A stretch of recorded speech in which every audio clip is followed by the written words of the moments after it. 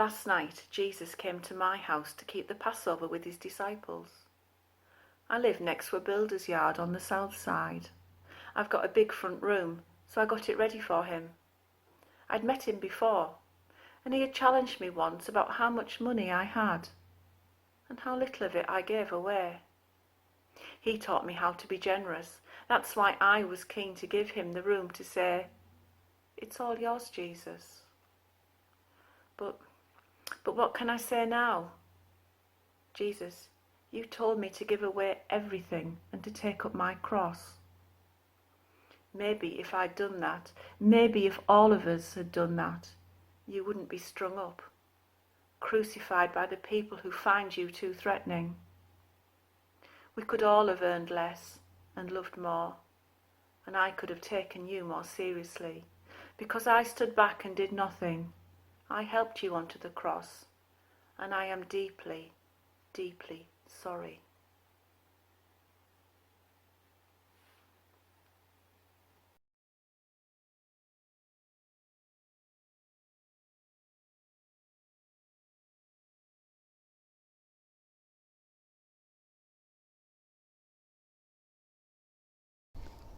My name is Rachel.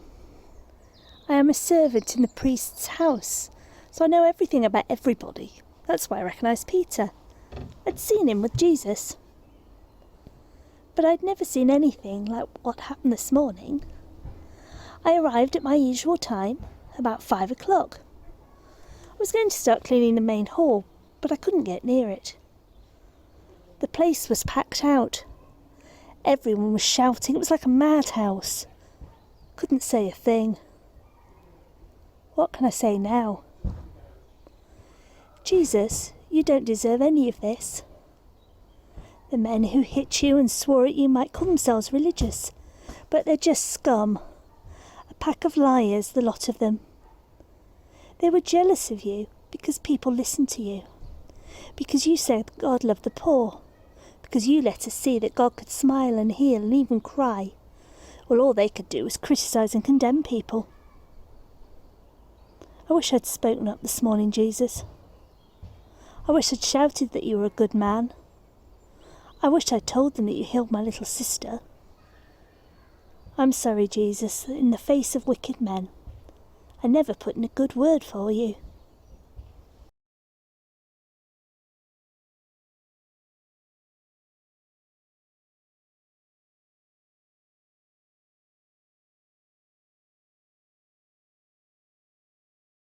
And I'm Barabbas, and I'm a free man, looking at my cross, only I'm not on it.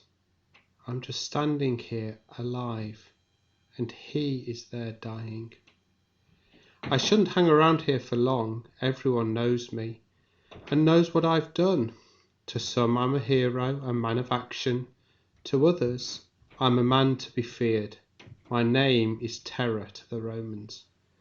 They trapped me and arrested me. It was inevitable. I knew it would happen one day. And so I wasn't afraid.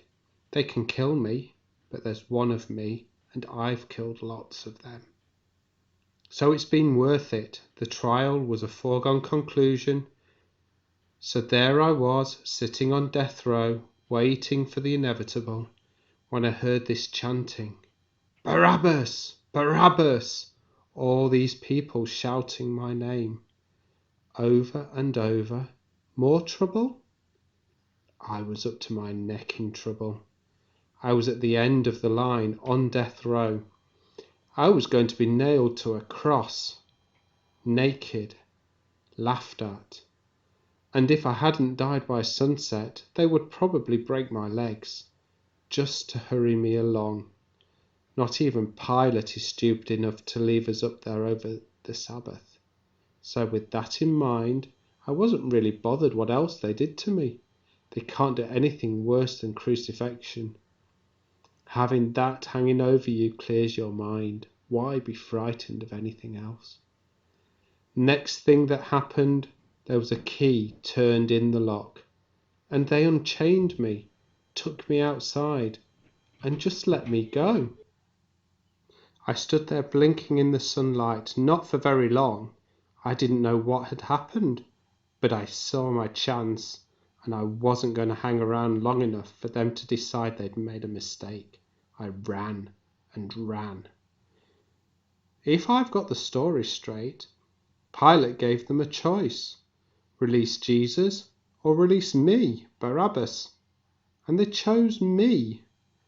And for the first time since I don't know when, I feel unsure. No, I'll be honest, I feel scared. Until today, I've been certain the fight has been everything. There's been nothing more important than our fight to cleanse our land of these filthy Romans. And I was certain, it was all clear in my mind, I would fight them. And if I was caught, I would die, and it would be worth it. The fight was everything, and I was proud to die for the cause. I never felt more certain. Only now, something's changed. I feel like I'm part of something bigger than our fight. Yeah, even bigger than our fight, and it's like I'm caught up in some other story. And I don't even know which side I'm on. I never asked to join in, but I feel like I'm involved, and I don't like it. I don't understand. Jesus, what's happening? What is going on? Why are you dying on my cross? It doesn't make any sense. You're the dreamer. You're the nice guy. All talk about the kingdom, but to what end? Because you were never going to join our fight. All dreams, all talk, no action. But they said that in front of Pilate. You said nothing. And now you're dying, and I can't understand why. Why does it feel like a nightmare? What cause are you dying for? Are you dying for me? In my place? That makes no sense at all. I'm the fearless man of action, fight to the death, but now I'm doing nothing, just standing here. And you're up there, on my cross, and I feel scared.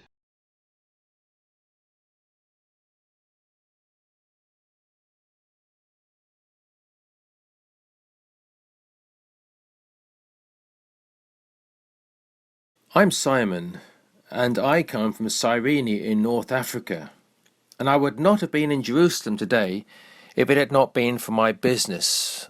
I'm a traveller, and perhaps I would not have been asked to carry the cross if my colour was not so obvious. "Come here! You!" they shouted. And what can a black man say in a crowd of white people? Jesus, I don't know what this is all about. I've never seen such degrading cruelty, and the reason is far beyond my understanding. What did you do to make people hate you like this? What did you do to get hung on a cross? You never robbed a bank. You never mugged innocent people. You never raped women or swindled money. You never planned an armed struggle or committed treason. Most people say you were a holy man. Some say you were God's son. If this is the case, why are the religious people persecuting you now?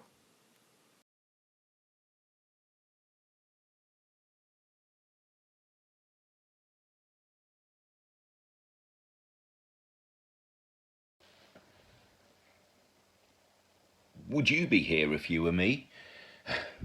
I'm Peter. That's the name he gave me. Peter, the Rock. That's what Peter means. The Rock. Peter, the rock on which he was going to build his church. No, I don't understand that, and I don't expect you to either. Especially now. Some rock I've turned out to be. You see, he trusted me. I promised never to desert him, even if all the others did. I, Peter, would stand by him. That's what rocks do. They don't budge, they're dependable. Unlike this rock. That's why I'm watching from a distance. I've totally lost it. I've lost my bottle. I've lost everything. Even the right to my new name. And now, as I watch,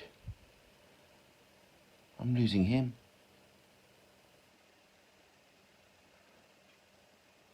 It was last night when I started to lose it, but I didn't notice. I was in the courtyard, and they had Jesus in the main building. They were throwing all sorts of accusations at him, stupid things, twisting his words, because they're cowards and idiots. Not that I'm any different. You see, I was with him, I was keeping my promise. I wanted to stay as close to him as possible. I would have done anything to stay there, even lie. This servant girl, she comes up to me. You also were with Jesus of Galilee, she says. That must be when I first began to lose it. I didn't stop to think then. I just fired back. I said, I don't know what you're talking about. All the same, I moved back a bit, and they were onto me, muttering away. I could see they didn't believe me. It was like they were calling me a liar. Because this other girl, she shouts out so that everyone can hear, this fellow was with Jesus of Nazareth. I said, I don't know the man. I might have sworn a bit as well to make them believe me. But why did they not believe me? I don't look like a liar. After a bit, they all started, and I knew I'd said too much, because they said, surely you are one of them. Your accent gives you away. I almost completely lost it then, but I was too furious to notice. I must have said every word under the sun to convince them. I don't know the man.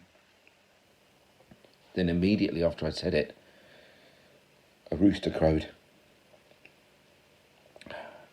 Then I knew I'd lost it. Jesus, what happens next? You always seem to know what would happen next.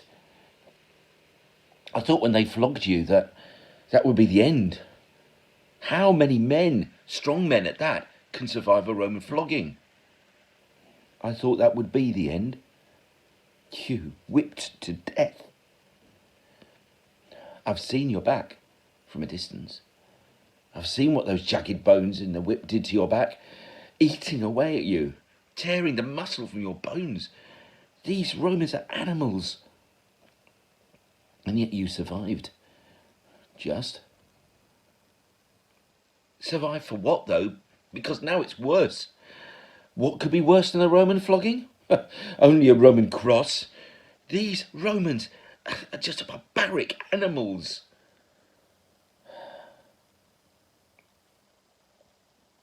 Do you know about me? Do you know you were right all along? About me deserting you? About me denying you? I am Simon. I've lost Peter. I've lost it. I've lost the person I was with you. And now I'm losing you.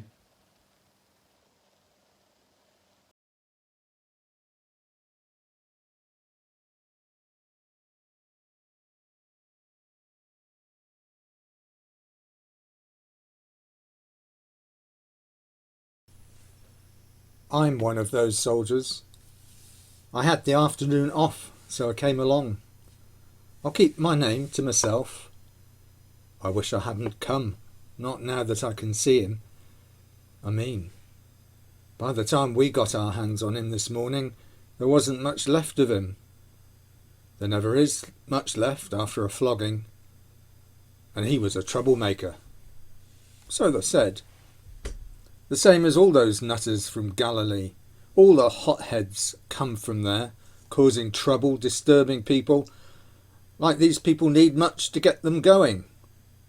Especially this week. It's one of their festivals, Passover they call it. And we're all on edge in the garrison because things get a bit crazy at Passover. It's all something about them being set free from slavery. I don't know. Sometime way back in the past. Something about Egypt. Lost on me. But it's important to them.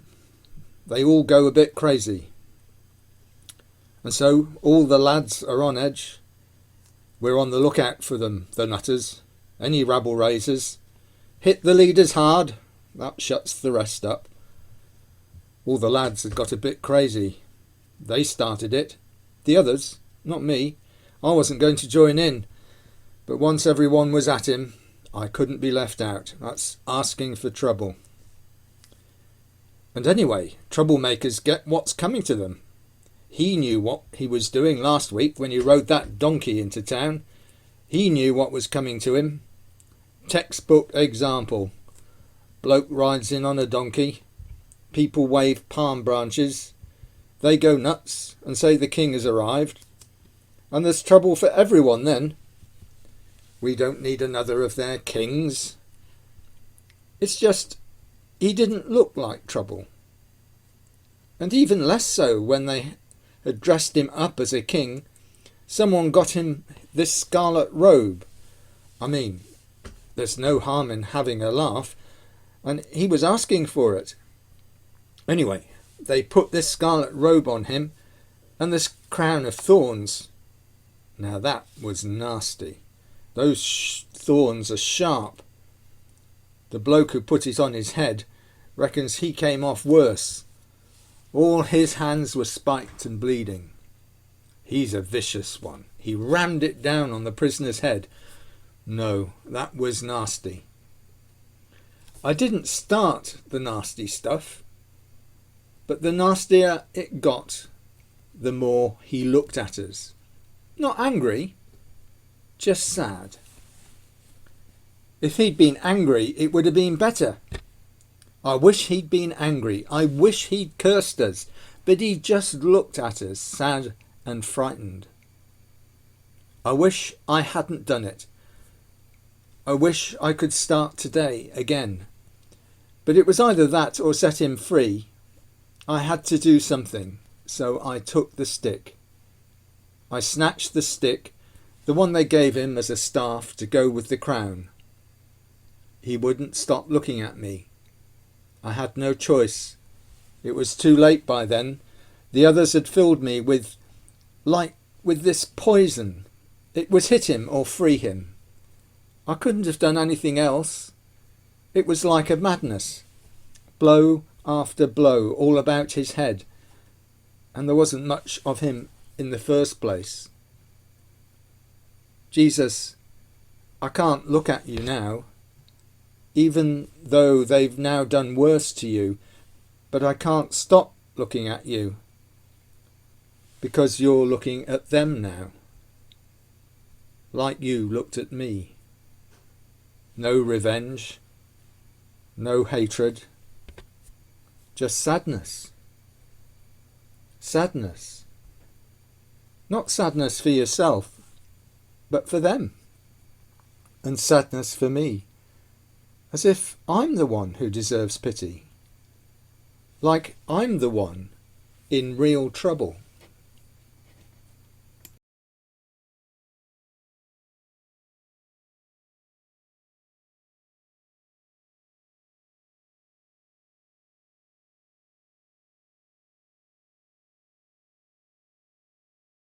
I am John.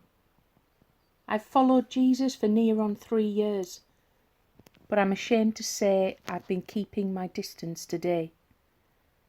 Things will get a bit too hot for me if I'm seen by the Romans. Jesus kept on telling us, the other disciples and myself, about him suffering and dying.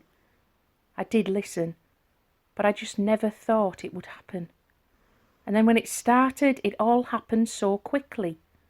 I cannot remember what I was doing or feeling. It's all such a blur. I wanted to do one last thing for him, but when I was needed, I wasn't there. I would have carried that cross all the way to Golgotha if it would have spared him any pain, but I was hiding at the back of the crowd. Instead, they got a total stranger to do it, Simon from Cyrene.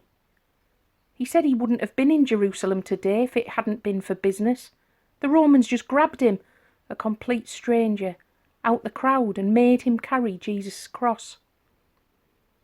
He reckoned they asked him because his colour makes him stand out. And what can a black man say in a crowd of white people? So he carried the cross all the way here. Hadn't got a clue why or what was going on. He watched with me for a while, and he couldn't understand. He kept on asking me, "What's this all about? Why are they doing this to Jesus? What has he done to merit such degrading cruelty? What sort of crime deserves the cross?" I didn't have any answers. We watched together in silence as they nailed Jesus to the cross. We flinched each time the hammer fell, driving the nails deeper and deeper into the hands with each strike. I willed the hammer to miss, but it hit home every time, twisting, tearing his hands, hands that had brought so much care to others.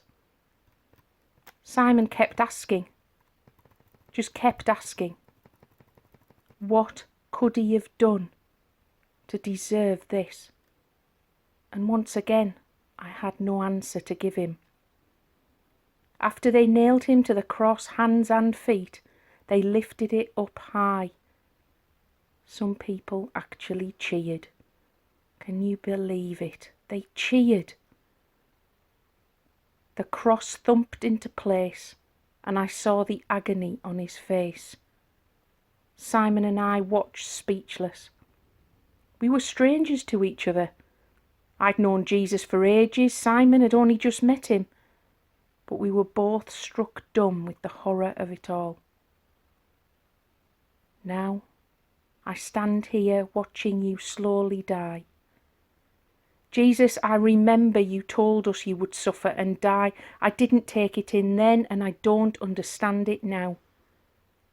I want to do something to help you, anything. But all I can do is stand and watch, helpless. The last person to help you was a complete stranger.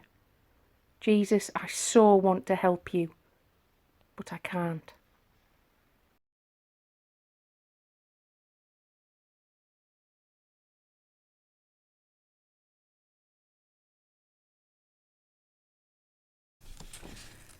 I'm here and trying to think what to do for him. Something always occurs to me. I'm never normally at a loss for what to do. Don't bother with my name, you'll only forget it. Everyone else does. I've always got something to say for myself. I have to. It's the only way anyone would ever notice me. All those blokes who used to hang round lording it over us because they were his elite, his disciples. They were always noticed. We all know their names. I just don't notice them now. They've all run off into hiding.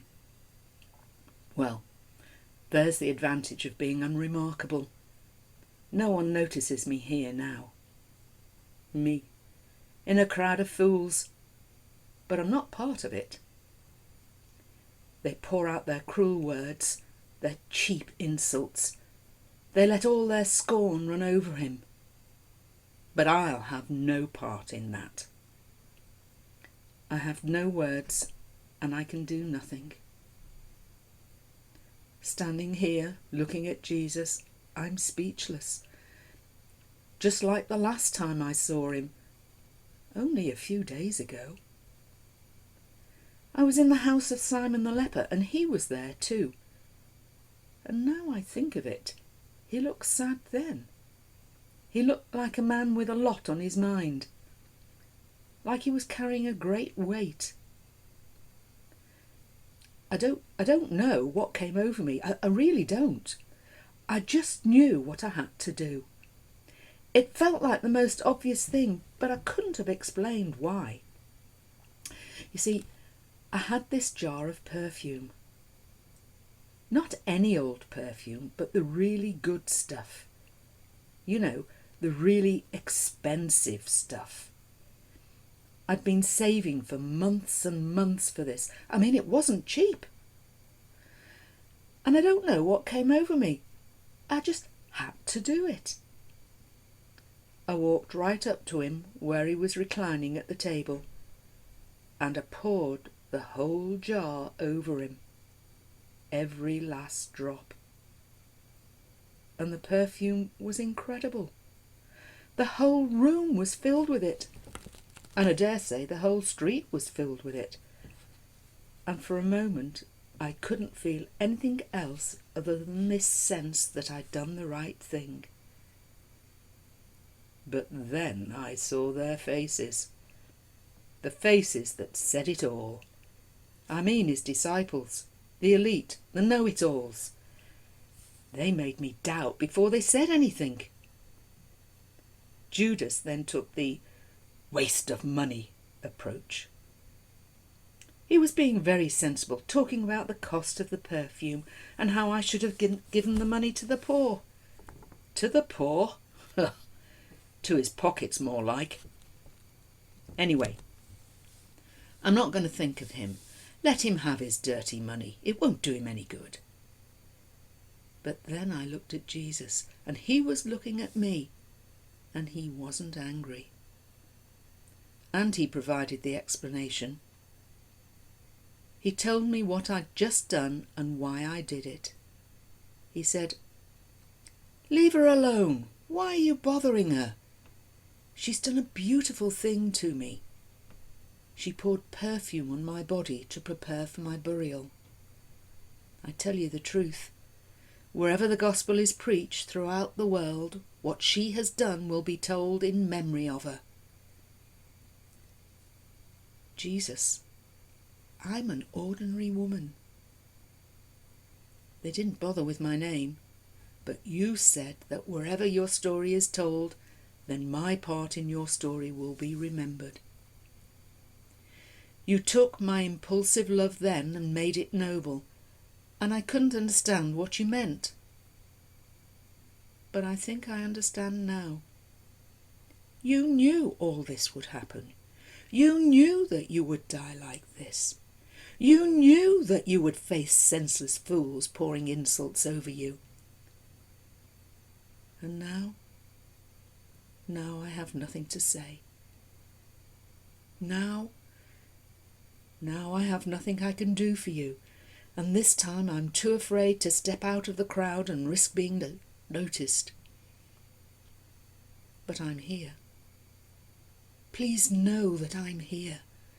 Please know that among all these mockers, among all these idiots who are screaming abuse at you, that I am here.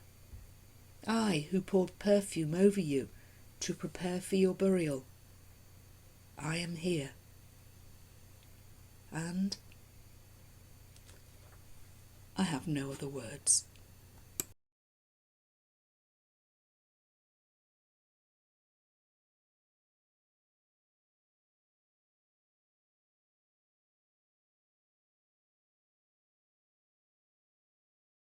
I'm his mother. I'm Mary. When he was a baby, an old man told me that one day sorrow would pierce my heart like a sword. This is that day, and my heart breaks as I watch him, who put others before himself, being put to death before all the others. What can I say? Jesus, when you were a boy, you once told me you had to be about your Father's business. If this is your Father's business, and it has led you to this cross, may it soon be finished. And may God, our Father, who put you into my hands, now take you into his.